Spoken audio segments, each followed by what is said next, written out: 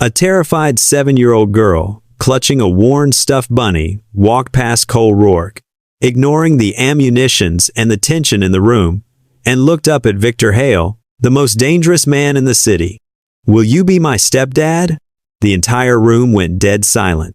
Victor Hale, the Mafia boss, was the first to move. He set down his whiskey glass and studied the terrified child standing before him. "What's your name, sweetheart?" Victor's voice was unexpectedly gentle for a man who'd ordered 3 executions that morning alone. "Lily," the girl whispered, her eyes puffy from crying. Behind her stood a woman in her early 30s. Emily Carter, trembling and ashamed but desperate enough to be here. "Lily, where did you get that bruise?" Victor pointed to the purple mark peeking from beneath her sleeve. "My stepdad hits me and mommy when he gets angry, but last night was really, really bad." Her voice broke. "Mommy said you're the most powerful man in the city. She said maybe you could help." "Where does this stepdad live?" Victor asked, his voice dangerously quiet now. The temperature in the room seemed to drop 10 degrees. "The apartment building on 5th and Camden," Emily whispered. "Brent Sawyer. He said he's going to kill us tonight if we ever tell anyone." Every man in Victor's crew knew that neighborhood. It was neutral territory where low-level dealers operated, where domestic calls went unanswered, where women disappeared and nobody asked questions. Cole Rourke, Victor's second-in-command, stepped forward. "Boss, we've got the shipment coming in tonight. We can handle this tomorrow." "No." Victor stood up slowly, his 6'3" frame casting a shadow over the child. This girl walked into a mafia den asking a killer to be her father. The crew exchanged dark looks. They all knew what this meant. "Police won't touch it," Marcus, the enforcer, said. "Domestic cases get filed and forgotten until someone ends up dead. Then we handle it now," Cole suggested, his hand moving to his weapon. Lily's eyes went wide with fear and hope at the same time. She didn't fully understand what these men did, but she knew they were her only chance. Victor made a decision that would change everything. "Call Dr. Chen." Dr. Chen wasn't just any doctor. He was their medical contact who treated injuries that couldn't be explained in hospitals. He examined Lily in the office and his face went pale. "This child has at least 2 broken ribs," Dr. Chen announced quietly. "Bruising patterns consistent with repeated beatings. Some of these injuries are weeks old." The room exploded with barely contained rage.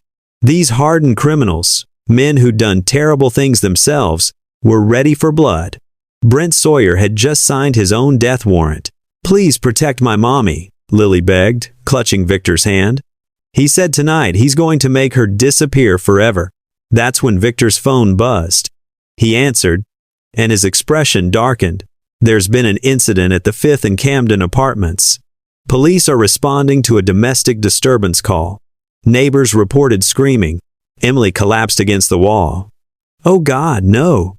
My neighbor was watching my younger son. Brent must have gone back early." What happened next went against every rule Victor Hale had built his empire on. "Everyone moves now," Victor commanded. Full convoy.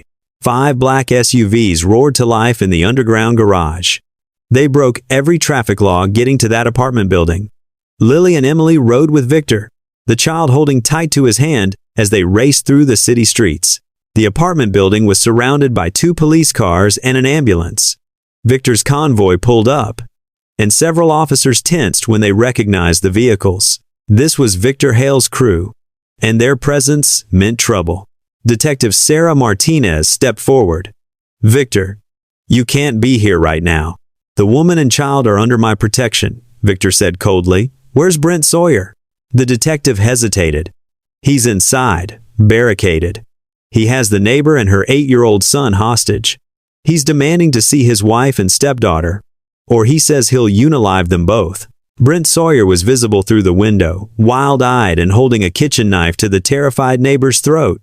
Before we continue, please click the subscribe button and show us your support. This was about to get very ugly. Victor held up one hand, silencing the detective. He knelt down to Lily's level, looking directly into her tear-filled eyes. "You asked me to be your stepdad. That's a big responsibility. Do you understand what that means?" Lily nodded, clutching her bunny tighter. "It means you'll keep us safe. It means he can't hurt us anymore." Then consider it done, Victor said quietly. The words hung in the air like a blood oath. While police negotiators tried talking Brent down, Cole Rourke was already making calls. Within 20 minutes, he had everything. Brent's criminal record, 3 prior domestic violence arrests that never stuck, his connections to small-time dealers, his gambling debts, his patterns. The man was a coward who only felt powerful when hurting those weaker than him. He's got nothing, Cole reported to Victor. No real connections, no protection, no one who'd miss him. Victor made his decision. Get Emily and Lily out of here. Take them to the Riverside property. Full security detail. No one gets within 100 yards. What about the hostages? Detective Martinez demanded. Victor's smile was cold and predatory. I'll handle the negotiation. Victor turned to Cole. Get me everything on Brent Sawyer. Bank records, phone logs, associates.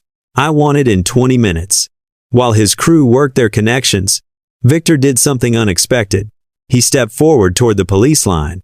Let me talk to him, Victor said. Detective Martinez shook her head. Absolutely not. You'll make this worse. He wants to see Emily. I'll get him to release the hostages. Victor's voice carried absolute certainty. The detective knew Victor Hale didn't make empty promises. Inside the apartment, Brent was spiraling. The knife shook in his hand as he pressed it against the neighbor's throat. His phone buzzed. Unknown number. He answered on speaker. Brent Sawyer.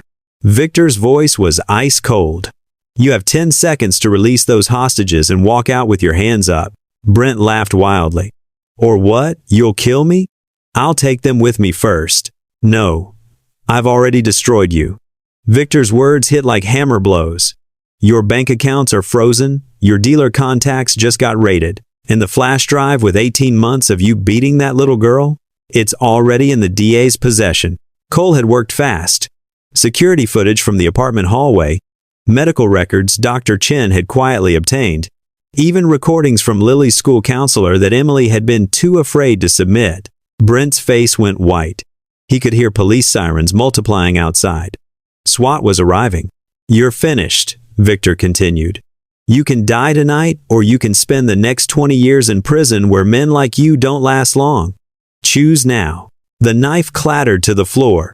Brent stumbled toward the door, hands raised, broken. He was arrested on 17 counts of child abuse and domestic violence.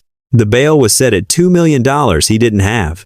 But Victor's interference came with a price. Federal investigators started asking questions about his involvement. The DA wanted to know how he'd obtained certain evidence. It would cost Victor $300,000 in legal fees and a federal audit of his legitimate businesses. He paid it without blinking. We're trying to reach 1,000 subscribers by Christmas, and we need your help to make it happen. If this story touched your heart, please hit that subscribe button. It takes just 1 second, but it means the world to us. Help us reach our goal and bring more stories like this to life.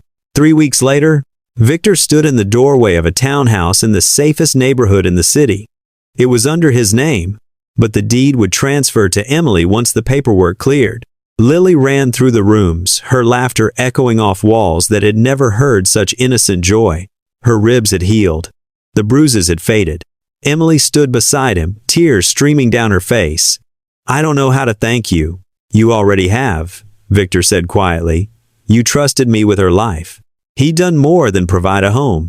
Lily was enrolled in the city's best private school under a scholarship from one of Victor's legitimate businesses.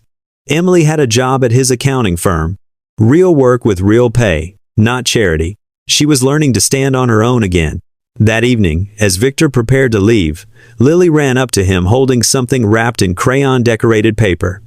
I made this for you, she whispered. Inside was a drawing. Victor in a suit, Lily holding his hand, Emily smiling beside them. At the top, in shaky letters, My family. Can I call you Dad? Lily asked, her voice small and hopeful. Victor Hale, the man who'd built an empire on fear and blood, felt something crack open in his chest. He knelt down to her level. This little girl who'd walked into his darkness and somehow brought light. I'd be honored, sweetheart. For the first time in 20 years, Victor understood what power really meant.